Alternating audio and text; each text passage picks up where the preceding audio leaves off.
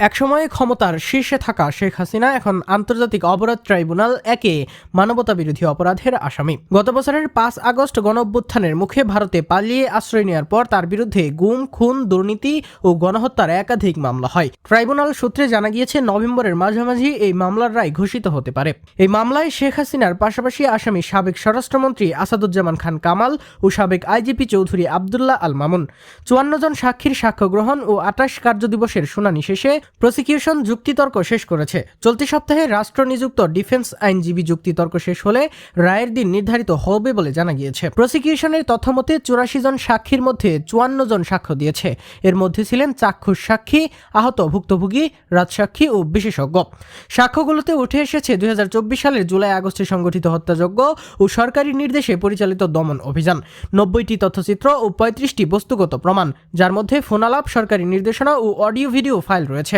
আদালতে উপস্থাপন করেছে প্রসিকিউশন। প্রধান সাক্ষী মাহমুদুর রহমান ও নাহিদ ইসলাম আওয়ামী শাসনের নির্যাতনের পটভূমি তুলে ধরেন।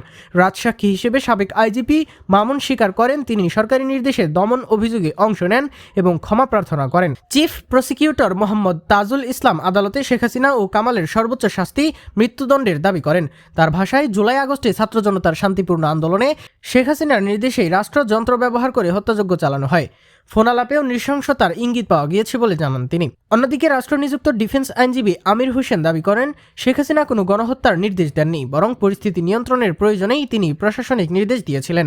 তিনি প্রমাণ হিসেবে উপস্থিত ভিডিওর সত্যতা নিয়ে প্রশ্ন তোলেন। তদন্তে দেখা যায়, জুলাই আগস্টে সংগঠিত হত্যাকাণ্ড ও নিপীড়নের পেছনে শেখ হাসিনার প্রত্যক্ষ নেতৃত্ব ছিল। এসব অপরাধকে আন্তর্জাতিক আইনে ক্রাইমস এগেইনস্ট হিউম্যানিটি হিসেবে গণ্য করা হয়েছে। প্রসিকিউশন দাবি করছে 1400-রও বেশি নিহত ও হাজারো আহতদের দায়ে শেখ হাসিনা, কামাল ও মামুনের সর্বোচ্চ দণ্ড নিশ্চিত হবে। সবশেষে ট্রাইব্যুনাল এখন রায় ঘোষণার প্রস্তুতি নিচ্ছে। নভেম্বরের মাঝামাঝি বহুল আলোচিত এই মামলার রায় ঘোষণা হতে পারে, যা বাংলাদেশের রাজনৈতিক ইতিহাসে এক নতুন অধ্যায় খুলে দিতে পারে।